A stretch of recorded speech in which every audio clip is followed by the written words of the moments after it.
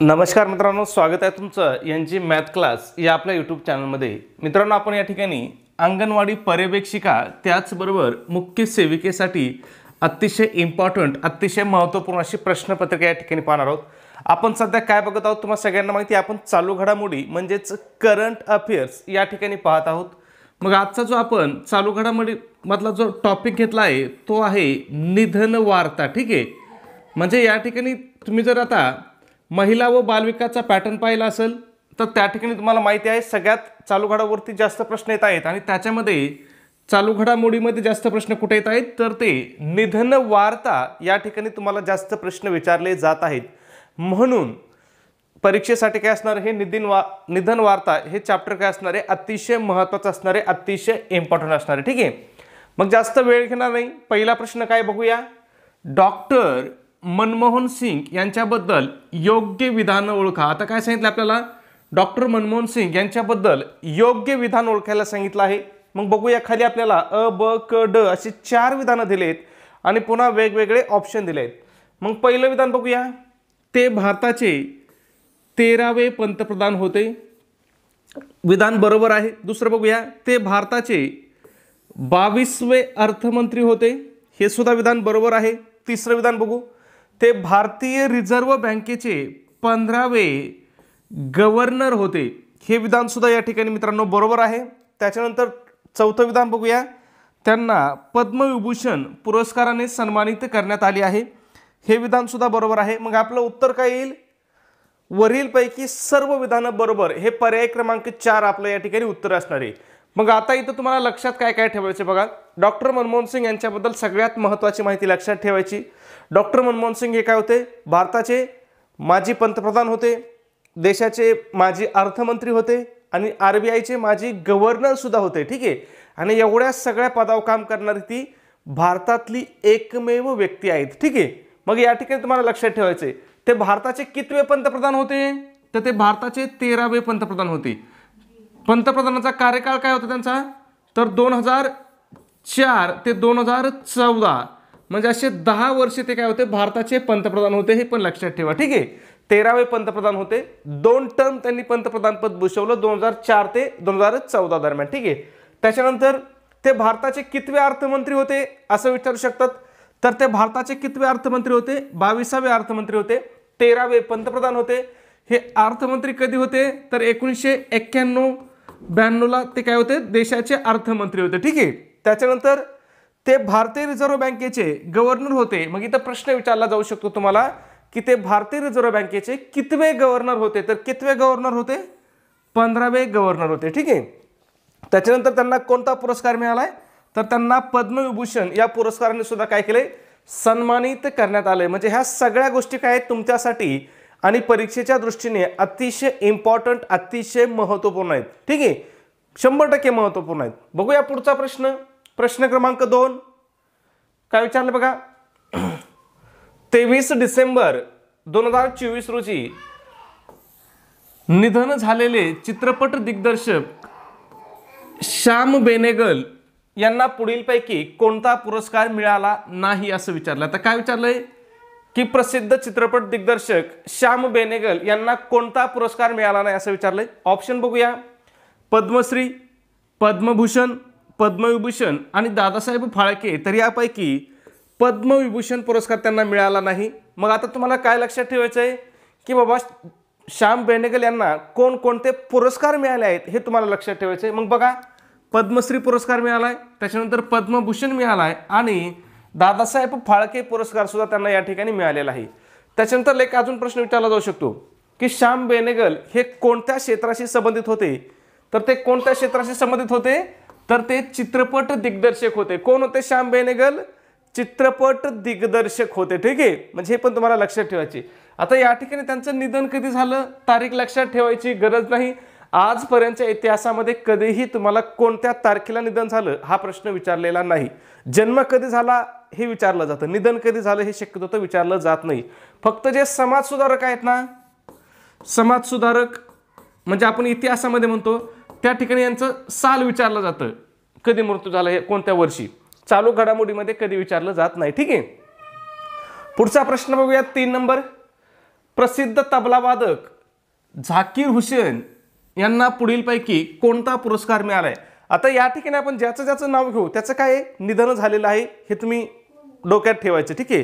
कारण आपण सगळे प्रश्न काय घेतलेले आहेत, निधन वार्ता याच प्रकरणावरती किंवा याच चॅप्टरवरती आपण सगळे प्रश्न घेत आहोत. मग काय विचारलंय की बाबा झाकीर हुसेन यांना कोणता पुरस्कार मिळालाय असं विचारलंय. बघूया.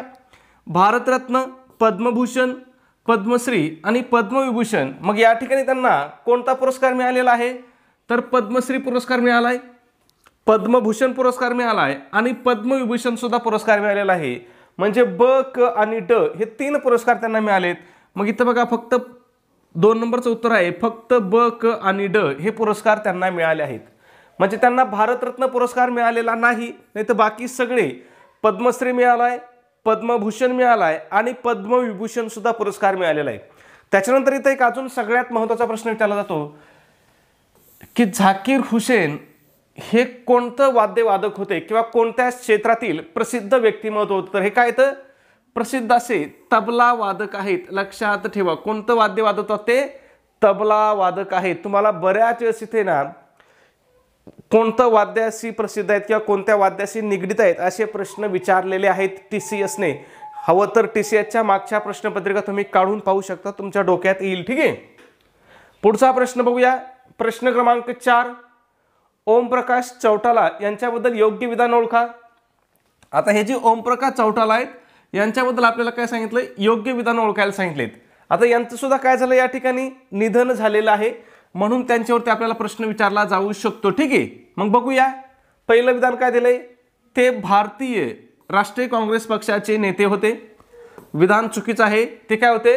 नॅशनल राष्ट्रीय, मला वाटतं अकाली दल किंवा लोकदल पक्षाचे ते नेते होते, राष्ट्रीय काँग्रेसचे ते नेते नव्हते. त्याच्यानंतर दुसरं बघूया. त्यांनी 5 वेळा हरियाणाचे मुख्यमंत्री म्हणून काम केलं. हे विधान बरोबर आहे. दिल्लीच्या तिहार तुरुंगातील सर्वात वयस्कर कैदी होण्याचा विक्रम त्यांच्या नावावर आहे. हे विधान सुद्धा बरोबर आहे. मग आपलं उत्तर काय येईल? ब आणि क. मग कुठे ब आणि क? बघा या ठिकाणी पर्याय क्रमांक 2 आहे, ब आणि क हे आपलं योग्य उत्तर आहे. मग लक्षात ठेवायचं, ओमप्रकाश चौटाला हे काय होते? हरियाणाचे तब्बल 5 वेळा मुख्यमंत्री होते. किती वेळा?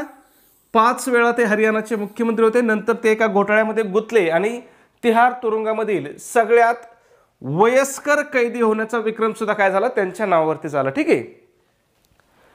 पुढचा प्रश्न बघूया. 5 नंबर. 3 डिसेंबर 2024 रोजी निधन झालेले विजय शंकर कोणत्या संस्थेचे माजी संचालक होते? आता हे विजय शंकर कोणत्या संस्थेचे माजी संचालक होते? तर हे CBIचे माजी संचालक होते, ठीक आहे? प्रश्न विचारू शकतात, लक्षात ठेवा. नाव पण सोपं आहे. काय नाव आहे त्यांचं? विजय शंकर. सोपं नाव आहे, लक्षात ठेवायला सुद्धा सोपं आहे, ठीक आहे? पुढचा प्रश्न बघूया. 6 नंबर. 1 डिसेंबर 2024 रोजी निधन झालेले इयान रेडपाथ. इयान रेडपाथ हे कोणत्या देशाचे क्रिकेटपटू होते? मग हे इयान रेडपाथ कोणत्या देशाचे क्रिकेटपटू होते? ऑस्ट्रेलियाचे होते. खूप प्रसिद्ध असे हे ऑस्ट्रेलियाचे क्रिकेटपटू होते. फक्त आता हे कोणत्या काळामध्ये होते? की जेव्हा आपला जन्मही झाला नव्हता तेव्हाचे हे खेळाडू होते. त्याच्यामुळे हे आपल्याला माहीत नाहीत. आणि मग असा प्रश्न परीक्षेमध्ये आला तर काय होतात? आपल्या बत्त्या या ठिकाणी गुल होतात. मग लक्षात ठेवायचं, इयान रेडपाथ हे कोणत्या देशाचे क्रिकेटपटू होते? ऑस्ट्रेलियाचे होते. किंवा इथं दुसरा प्रश्न असा सुद्धा विचारला जाऊ शकतो की इयान रेडपाथ हे कोणत्या खेळाशी संबंधित आहेत? तर हे कोणत्या खेळाशी संबंधित आहेत? क्रिकेट या खेळाशी संबंधित आहे, ठीक आहे? पुढचा प्रश्न पाहू, पण त्याच्या अगोदर एक महत्त्वाची अशी सूचना मित्रांनो. या ठिकाणी आपण अंगणवाडी पर्यवेक्षिका त्याचबरोबर मुख्य सेविकेसाठी अतिशय इम्पॉर्टंट, अतिशय महत्त्वपूर्ण अशी टेस्ट सिरीज या ठिकाणी आपण सुरू केलेली आहे. आपल्या टेस्ट सिरीजचं वैशिष्ट्य काय असणार आहे? तर या ठिकाणी TCS पॅटर्ननुसार संपूर्ण अभ्यासक्रमावर आधारित अशी आपली ही टेस्ट सिरीज असणार आहे. मग या टेस्ट सिरीजमध्ये तुम्हाला काय काय भेटेल मित्रांनो? तर तुम्हाला 10 टेस्ट पेपर भेटतील. त्याचबरोबर TCSने घेतलेल्या अतिशय IMP अशा 100 प्रश्नपत्रिका तुम्हाला या ठिकाणी उत्तरासहित प्रोव्हाइड केल्या जातील, ठीक आहे? त्याचबरोबर तुम्हाला फ्रीमध्ये अतिशय IMP अशा नोट्स सुद्धा प्रोव्हाइड केल्या जातील. मग यामध्ये कोणकोणत्या विषयाच्या नोट्स असतील? मराठी असेल, इंग्रजी असेल, गणित असेल, बुद्धिमत्ता असेल, इतिहास, भूगोल, राज्यशास्त्र, त्याचबरोबर ICDSच्या सुद्धा अतिशय इम्पॉर्टंट, अतिशय महत्त्वपूर्ण अशा नोट्स तुम्हाला या ठिकाणी प्रोव्हाइड केल्या जातील. ठीक आहे. मग मित्रांनो, जर तुम्ही परीक्षेला जाता जाता जर एवढा जरी स्टडी केला तरी तुम्ही परीक्षेमध्ये 170 पेक्षा जास्त मार्क या ठिकाणी सहज घेऊ शकता. आणि जर तुम्ही 170 पेक्षा जास्त मार्क घेतले तर तुमचं 100% सिलेक्शन होणार. नुसतं सिलेक्शनच होणार नाही तर तुमची पोस्टिंग सुद्धा काय होणार, स्वतःच्या तालुक्यामध्ये तुमची पोस्टिंग होणार जर तुम्ही एवढे मार्क घेतले तर. ठीक आहे. मग या सगळ्या स्टडी मटेरियलची किंमत किती आहे तर फक्त 250 रुपये किंमत आहे. परंतु त्याच्यामध्ये सुद्धा विद्यार्थ्याच्या मागणीस्तव आपली ऑफर चालू आहे. जर तुम्ही ऑफरनुसार जर आज आपली टेस्ट सिरीज घेतली तर ही टेस्ट सिरीज तुम्हाला काय होईल, फक्त आणि फक्त 149 रुपयाला तुम्हाला ही टेस्ट सिरीज पडेल. मग हे 149 रुपये तुम्हाला कुठं पे करायचे आहेत तर तुमच्याकडे गुगल पे असेल, फोनपे असेल, त्या ठिकाणी आपला नंबर आहे 96 89 14 16 30. पुन्हा एकदा सांगतो, 96 89 14 16 30 हा आपला गुगल पे फोनपे नंबर आहे. या नंबरवरती तुम्हाला काय करायचं, 149 रुपये पे करायचे आहेत आणि त्याचा एक काय करायचा आहे, स्क्रीनशॉट काढायचा आहे आणि हा स्क्रीनशॉट मला व्हॉट्सॲपला शेअर करायचा आहे. तुमचा व्हॉट्सॲपवरती मला स्क्रीनशॉट मिळाल्याबरोबर संपूर्ण 2 मिनिटामध्ये तुम्हाला इथं सांगितलेलं सगळं स्टडी मटेरियल काय केलं जाईल, प्रोव्हाइड केलं जाईल किंवा पाठवून दिलं जाईल. आणि हे कशा स्वरूपामध्ये तुम्हाला मिळेल तर हे व्हॉट्सॲपवरतीच तुम्हाला PDF फाईल पाठवल्या जातील. ठीक आहे. बरेच विद्यार्थी फोन करतात, मेसेज करतात की सर हे मटेरियल आम्हाला कशा स्वरूपामध्ये मिळेल, तर हे काय होईल तुम्हाला व्हॉट्सॲपवरती PDF फाईलच्या स्वरूपामधून मिळून जाईल. ठीक आहे. पुढचा प्रश्न बघूया आपला. प्रश्न क्रमांक 7. न्यायमूर्ती हरजित सिंग बेदी यांच्याबद्दल योग्य विधाने ओळखा. तर योग्य विधाने म्हणजे कोणते विधान ओळखायला सांगितलेत, बरोबर विधाने ओळखायला सांगितलेत. कोणाबद्दल, हरजित सिंग बेदी यांच्याबद्दल. आणि त्यांच्या पुढे न्यायमूर्ती हा शब्द सुद्धा दिलेला आहे, लक्षात ठेवा. ओके. मग खाली विधान बघूया. त्यांनी पंजाब आणि हरियाणा उच्च न्यायालयात न्यायाधीश म्हणून काम केलं. विधान काय आहे, बरोबर आहे. दुसरं बघू. त्यांनी मुंबई उच्च न्यायालयात मुख्य न्यायाधीश म्हणून काम केलं. हे विधान सुद्धा बरोबर आहे. तिसरं विधान बघूया. त्यांनी सर्वोच्च न्यायालयाचे सरन्यायाधीश म्हणून काम केलं. हे विधान मात्र काय आहे, चुकीचं आहे. मग आपलं उत्तर काय येईल, अ आणि ब बरोबर. कुठे ऑप्शन अ आणि ब बरोबर, या ठिकाणी पर्याय क्रमांक पहिलाच आहे, अ आणि ब बरोबर. मग हरजित सिंग बेदी यांच्याबद्दल तुम्हाला लक्षात ठेवायचं आहे, ते पंजाब आणि हरियाणा उच्च न्यायालयामध्ये काय होते, न्यायाधीश होते. त्याच्यानंतर ते मुंबई उच्च न्यायालयाचे, बघा महत्त्वाचं आहे, इथं प्रश्न तुम्हाला विचारला जाऊ शकतो. मुंबई उच्च न्यायालयाचे ते काय होते, मुख्य न्यायाधीश होते. ठीक आहे. काय होते, मुख्य न्यायाधीश. त्याच्यानंतर तिसरं विधान चुकलंय, पण हे कुठं चुकलंय हे पण बघितलं पाहिजे की नाही. मग त्यांनी सर्वोच्च न्यायालयात सरन्यायाधीश म्हणून काम केलं, तर हे या ठिकाणी इथं चुकलंय. हा सर शब्द नाही पाहिली. त्यांनी सर्वोच्च न्यायालयामध्ये काय केलंय, न्यायाधीश म्हणून काम केलंय. म्हणजे ते सर्वोच्च न्यायालयाचे सुद्धा न्यायाधीश होते पण सरन्यायाधीश नव्हते. ठीक आहे. हे लक्षात ठेवा. म्हणजे परीक्षेमध्ये आपल्याला काय केलं जातं, एका शब्दावरून सुद्धा आपला प्रश्न चुकवला जाऊ शकतो. म्हणून तुम्हाला अभ्यास करताना सुद्धा बारकाईने अभ्यास करायचा आहे, सराव व्यवस्थित करायचा आहे आणि पेपर सोडवताना सुद्धा अतिशय काळजीपूर्वक पेपर सोडायचा आहे. कारण काय होतं, जर असे सोपे आपले 1-2 प्रश्न जर चुकले तर त्याचा आपल्याला भरपूर असा फटका बसतो. भरपूर फटका बसतो म्हणण्याऐवजी आपण मिनिटच्या बाहेर पडतो. का पडतो तर 1-2 मार्कावरती तुम्हाला माहिती आहे जवळपास 1000 मुलं आपल्या पुढे जाऊ शकतात. ठीक आहे. बघूया पुढचा प्रश्न. प्रश्न क्रमांक 8. 8 नोव्हेंबर 2024 रोजी निधन झालेले पंडित रामनारायण हे पुढील पैकी कोणते वाद्य वाजवण्यासाठी प्रसिद्ध होते असं विचारले. मग हे पंडित रामनारायण पुढील पैकी कोणतं वाद्य वाजवण्यासाठी प्रसिद्ध होते, तर हे सारंगी वाद्य वाजवण्यासाठी काय होते, प्रसिद्ध होते. तुम्हाला या ठिकाणी एक लक्षात ठेवायचं बरं का, TCSचा पॅटर्न बघा. TCS साहित्यिकावरती जास्त प्रश्न विचारतं. त्याच्यानंतर हे जे असे काही संगीतकार होते, म्हणजे प्रसिद्ध संगीतकार आहेत किंवा वादक आहेत, यांच्यावरती प्रश्न विचारतं. त्याच्यानंतर जे आपले शास्त्रीय नृत्य आहेत, त्या नृत्याचे जे प्रसिद्ध असे नृत्यकार आहेत यांच्यावरती सुद्धा प्रश्न विचारतं. आणि त्यांच्यावरती प्रश्न कधी विचारतं तर त्यांचं निधन झाल्याच्या नंतर प्रश्न विचारतं. म्हणून असे प्रश्न येण्याची तुम्हाला काय दाट शक्यता आहे मित्रांनो. म्हणजे आपण ज्याला म्हणतो ना स्मार्ट स्टडी. तुम्हाला जर कुणालाही तुम्ही विचारलं की बाबा स्टडी कसा करावा, तर सांगत असतो स्मार्ट स्टडी कर. मग स्मार्ट स्टडी करायला म्हणजे एखाद्या पुस्तकावर जर स्मार्ट लिहिलं असेल तर ते पुस्तक आणून स्टडी करण्याचा त्याला स्मार्ट स्टडी म्हणत नाही. तर स्मार्ट स्टडी म्हणजे काय, तुम्ही मागच्या प्रश्नपत्रिका बघणे, त्याच्यातून शिकणे की बाबा परीक्षेत आपल्याला नेमकं विचारतेत काय, आणि तेवढाच घटक करणे, याला म्हणतात स्मार्ट स्टडी. ठीक आहे, म्हणजे उगा फापट पसारा करायचा नाही. पुढचा प्रश्न बघूया 9 नंबर. शारदा सिन्हा यांना पुढीलपैकी कोणता सन्मान मिळाला नाही असं विचारलं. आता काय विचारलंय? शारदा सिन्हा यांना पुढीलपैकी कोणता सन्मान मिळाला नाही असं विचारलंय. ठीक आहे, बघूया ऑप्शन. मग पद्मश्री, पद्मभूषण, पद्मविभूषण आणि संगीत नाटक अकादमी. तर यापैकी पद्मविभूषण हा पुरस्कार त्यांना मिळालेला नाही. मग त्यांना मिळालेले पुरस्कार लक्षात ठेवा. पद्मश्री पुरस्कार मिळालाय, पद्मभूषण पुरस्कार मिळालाय आणि संगीत नाटक अकादमी सुद्धा पुरस्कार मिळालाय. कोणाला? तर शारदा सिन्हा यांना. ठीक आहे, पुढचा प्रश्न बघूया 10 नंबर. विवेक देबरॉय यांच्याबद्दल योग्य विधान ओळखा. आता काय, हे जे विवेक देबरॉय आहेत त्यांच्याबद्दल आपल्याला योग्य म्हणजे बरोबर विधान ओळखायला सांगितलेत. बघूया. ते पंतप्रधानांच्या आर्थिक सल्लागार परिषदेचे अध्यक्ष होते. विधान काय आहे? हे बरोबर आहे. विवेक देबरॉय हे काय होते? पंतप्रधानांच्या आर्थिक सल्लागार परिषदेचे अध्यक्ष होते. दुसरं विधान बघूया. 2015 ते 19 दरम्यान ते नीती आयोगाचे उपाध्यक्ष होते. हे विधान मात्र काय आहे? चुकीचं आहे. आता कुठं चुकीचं आहे मी तुम्हाला सांगतो नंतर स्पष्टीकरणामध्ये. ठीक आहे, खालचं विधान बघू. 2015 मध्ये त्यांना पद्मश्री पुरस्काराने सन्मानित करण्यात आले. हे विधान काय आहे? बरोबर आहे. मग आपलं उत्तर काय येईल? अ आणि क बरोबर. अ आणि क कुठे आहे बघा?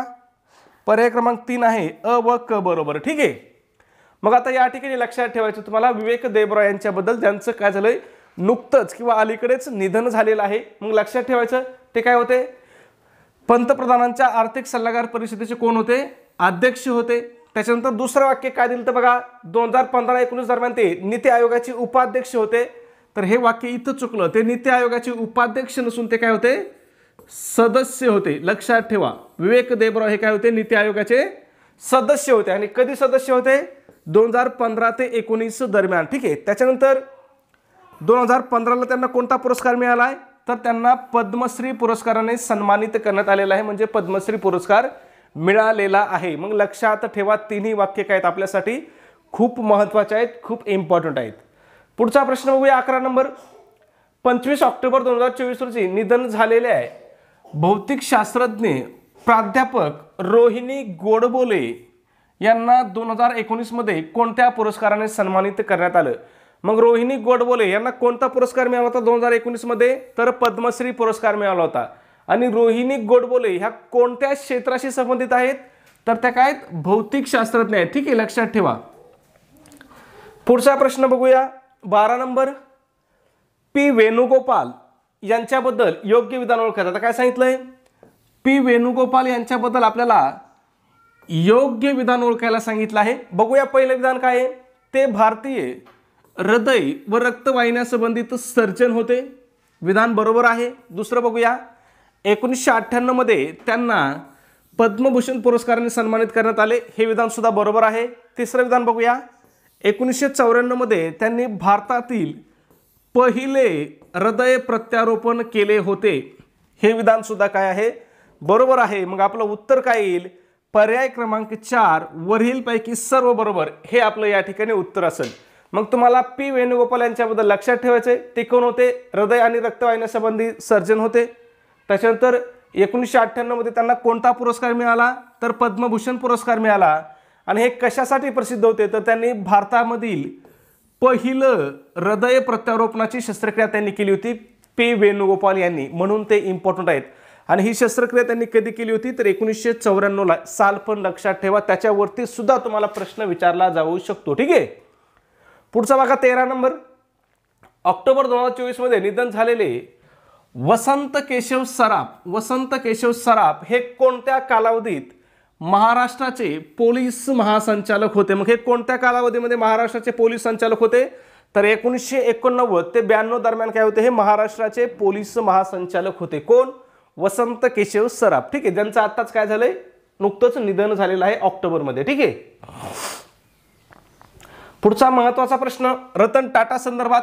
रतन टाटा यांना पुढीलपैकी कोणता पुरस्कार मिळालेला नाही असं विचारले? बघूया. मग भारतरत्न, पद्मभूषण, पद्मविभूषण आणि उद्योगरत्न, तर यापैकी भारतरत्न हा पुरस्कार त्यांना मिळालेला नाही. म्हणजे आपलं उत्तर काय येईल? पर्याय क्रमांक 1 हे आपलं उत्तर राहील. मग रतन टाटा यांना तुम्हाला मिळालेले पुरस्कार लक्षात ठेवायचे आहेत. पद्मभूषण आणि पद्मविभूषण हे 2 पुरस्कार मिळालेत. हे दोन्ही पुरस्कार कोणी दिलेत त्यांना? पद्मभूषण आणि पद्मविभूषण, पद्मश्री हे पुरस्कार कोण देतं? केंद्र सरकार देतो. आणि हा उद्योगरत्न पुरस्कार त्यांना कोणी दिलेला आहे? तर हा महाराष्ट्र सरकारचा आहे. हे पण लक्षात ठेवा.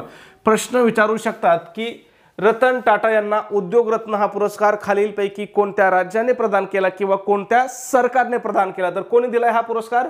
महाराष्ट्र सरकारने दिलेला आहे. ठीक आहे. पुढचा प्रश्न बघूया. 18 ऑगस्ट 2024 रोजी निधन झालेले राकेश पाल हे कोणत्या दलाचे महासंचालक होते? मग राकेश पाल हे कोणत्या दलाचे महासंचालक होते? तर ते तटरक्षक दलाचे महासंचालक होते. पुढचा बघूया 16 नंबर. 19 ऑगस्ट 2024 रोजी निधन झालेल्या सुंदरराजन पद्मनाभन हे पुढीलपैकी कोणत्या दलाचे प्रमुख होते? आता हे सुंदरराजन पद्मनाभन कोणत्या दलाचे प्रमुख होते? तर हे लष्कर प्रमुख होते. पुढचा प्रश्न बघूया 17 नंबर. 15 ऑगस्ट 2024 रोजी निधन झालेल्या राम नारायण अग्रवाल यांना कोणत्या क्षेपणास्त्राचे जनक मानले जाते? तर यांना कोणत्या क्षेपणास्त्राचं जनक मानलं जातं? अग्नी या क्षेपणास्त्राचं जनक मानलं जातं. भारताकडलं सध्या असलेलं सगळ्यात महत्त्वाचं क्षेपणास्त्र कोणतं आहे? अग्नी क्षेपणास्त्र आहे. आणि या अग्नी क्षेपणास्त्राचं यांना काय म्हटलं जातं? जनक मानलं जातं. कोणाला? राम नारायण अग्रवाल यांना. आणि यांची मात्र तारीख तुम्हाला लक्षात ठेवायची. का लक्षात ठेवायची? तर तारीख काय आहे? 15 ऑगस्ट आहे. लक्षात ठेवायला पण सोपं आहे, पण या ठिकाणी निव्वळ योगायोग असं झालेलं आहे की ते आपल्या भारतीय स्वातंत्र्य दिनी त्यांचं काय झालेलं आहे? निधन झालेलं आहे. म्हणून तारीख सुद्धा लक्षात ठेवा. ठीक आहे. पुढचा प्रश्न 18 नंबर. 16 ऑगस्ट 2024 रोजी निधन झालेले सालसॉंग सी मराक हे कोणत्या राज्याचे मुख्यमंत्री होते? तर हे कोणत्या राज्याचे माजी मुख्यमंत्री होते? तर हे मेघालय राज्याचे माजी मुख्यमंत्री होते. महत्त्वाचं आहे, लक्षात ठेवा. पुढचा प्रश्न बघूया. के नटवरसिंह यांच्याबद्दल अयोग्य विधान ओळखा. आता अयोग्य म्हणजे कोणतं विधान ओळखायचं आहे? तर चूक असलेलं विधान ओळखायचं. मग बघूया पहिलं विधान. ते भारताचे माजी परराष्ट्र सचिव होते. चुकीचं आहे का? नाही. विधान बरोबर आहे हे. पुढचं बघू. ते भारताचे माजी परराष्ट्र मंत्री होते. हे विधान सुद्धा बरोबर आहे. तिसरं बघूया. त्यांना पद्मभूषण पुरस्काराने सन्मानित करण्यात आले. हे विधान सुद्धा बरोबर आहे. मग आपलं उत्तर काय असेल? पर्याय क्रमांक 4 यापैकी नाही, म्हणजे यापैकी एकही चूक नाही किंवा एकही अयोग्य नाही, हे आपलं उत्तर असेल. मग के नटवरसिंह यांच्याबद्दल लक्षात ठेवायचे. ते काय होते? माजी परराष्ट्र सचिव होते भारताचे. त्याच्यानंतर माजी परराष्ट्र मंत्री सुद्धा होते आणि त्यांना पद्मविभूषण पुरस्काराने सुद्धा काय केलंय? सन्मानित करण्यात आलेलं आहे. पुढचा प्रश्न बघूया 20 नंबर. 4 ऑगस्ट 2024 रोजी निधन झालेल्या त्सुंग दाओली यांना 1957 मध्ये कोणत्या क्षेत्रातील नोबेल पुरस्काराने सन्मानित करण्यात आले होते? मग कोणत्या क्षेत्रातील? तर भौतिक शास्त्रातील नोबेल पुरस्कार त्यांना देण्यात आला होता. आणि कधी देण्यात आला होता बघा? 1957 ला. आणि यांचं वैशिष्ट्य काय आहे? ते नोबेल पुरस्कार मिळवणारे दुसरे सर्वात तरुण व्यक्ती होते. हे पण लक्षात ठेवा. दुसरे सर्वात काय होते? तरुण व्यक्ती होते. म्हणून यांच्यावरती प्रश्न येण्याची दाट शक्यता आहे. मग त्यांना नोबेल पुरस्कार कधी मिळाला? 1957 ला. कोणत्या क्षेत्राचा नोबेल पुरस्कार मिळाला? तर भौतिक क्षेत्राचा. ठीक आहे. पुढचा प्रश्न 8 ऑगस्ट 2024 रोजी निधन झालेले बुद्धदेव भट्टाचार्य हे कोणत्या राज्याचे माजी मुख्यमंत्री होते? आता हे बुद्धदेव भट्टाचार्य कोणत्या राज्याचे माजी मुख्यमंत्री होते? तर हे पश्चिम बंगालचे माजी मुख्यमंत्री होते. पुढचा प्रश्न बघूया 22 नंबर. 25 जुलै 2024 रोजी निधन झालेले फादर फ्रान्सिस दिब्रिटो हे कोणत्या ठिकाणी पार पडलेल्या अखिल भारतीय मराठी साहित्य संमेलनाचे अध्यक्ष होते? कोण? फादर फ्रान्सिस दिब्रिटो. तर हे कुठल्या? उस्मानाबाद या ठिकाणी पार पडलेले. उस्मानाबाद या ठिकाणी कितवं अखिल भारतीय मराठी साहित्य संमेलन झालं? तर 93. आता या उस्मानाबादचं नाव काय आहे सध्या? हे पण लक्षात ठेवा. धाराशिव आहे. ठीक आहे. पुढचा प्रश्न बघूया. प्रश्न क्रमांक 23. कोणत्या राज्यातील प्रख्यात सेंद्रिय शेतकरी कमला पुजारी यांचे 20 जुलै 2024 रोजी निधन झाले? कोणाचं? कमला पुजारी यांचं. कधी निधन झालं? त्या कोणत्या राज्यातील होत्या असं आपल्याला विचारलंय. मग त्या कोणत्या राज्यामधील होत्या, तर त्या ओडिसा राज्यामधील होत्या. आणि त्या काय होत्या बघा, तर त्या प्रख्यात सेंद्रिय शेतकरी होत्या. खूप इम्पॉर्टंट आहे. सध्या जग काय होतंय, सेंद्रिय शेतीकडे चाललंय. मग या सेंद्रिय शेतीच्या सुरुवातीला त्यांनी योगदान दिलेलं आहे, म्हणून त्यांच्यावरती प्रश्न विचारला जाऊ शकतो. प्रश्न एक तर काय विचारतील, ते कोणत्या राज्यातल्या होत्या, किंवा असं सुद्धा विचारलं जाऊ शकतं की कमला पुजारी यांचं खालीलपैकी कोणत्या क्षेत्रात योगदान आहे. मग लक्षात ठेवा कशामध्ये योगदान आहे त्यांचं, तर सेंद्रिय शेतीमध्ये त्यांचं योगदान आहे. ठीक आहे. पुढचा प्रश्न आपला 24 नंबर. रतन टाटा यांना पुढीलपैकी कोणता पुरस्कार मिळाला नाही असं विचारलंय. मग या प्रश्नाचं उत्तर काय करायचं मित्रांनो, कमेंटमध्ये सांगायचं आहे. चॅनलला सबस्क्राईब केलं नसेल लगेच सबस्क्राईब करून घ्या. व्हिडिओ आवडला असेल तर प्लीज व्हिडिओला एक लाईक करा आणि आपला व्हिडिओ कसा वाटतो हे सुद्धा तुम्हाला कमेंटमध्ये नक्की सांगायचं. ओके, धन्यवाद.